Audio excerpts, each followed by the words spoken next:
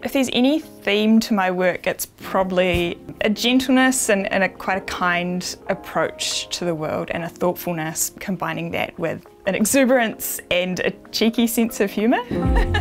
I'm Giselle Clarkson. I am an illustrator of children's books and I live in Wairarapa.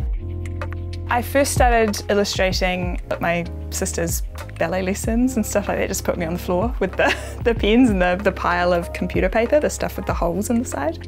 When I start work on a book, there's very little information in the text actually. It can be very simple, like the tiny woman wanted a coat. So you don't know what does she look like, where does she live. There's all sorts of things that are up to you as an illustrator to bring to it.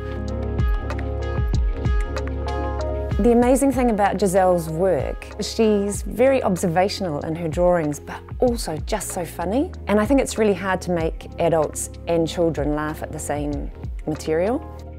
When I get a story, I put myself standing next to the characters, whether it's the tiny woman, big ogre or something, and that's how I can sort of see that, like, oh, it's cold, or like this thing's happening in the background. Like when I illustrated Egg and Spoon, which is a cookbook, I wanted to put myself in the place of if you're eating these foods and making these foods, what's it like? How are you serving them? Where are you serving them? Did you kind of stumble with the baked beans and spill them everywhere on the table? But it's fine. Children's book community in New Zealand is really small, and Giselle also writes a really great column where she reviews other children's books through her comic strip, and it's just hilarious. She's a really great contributor to the world of children's books in New Zealand.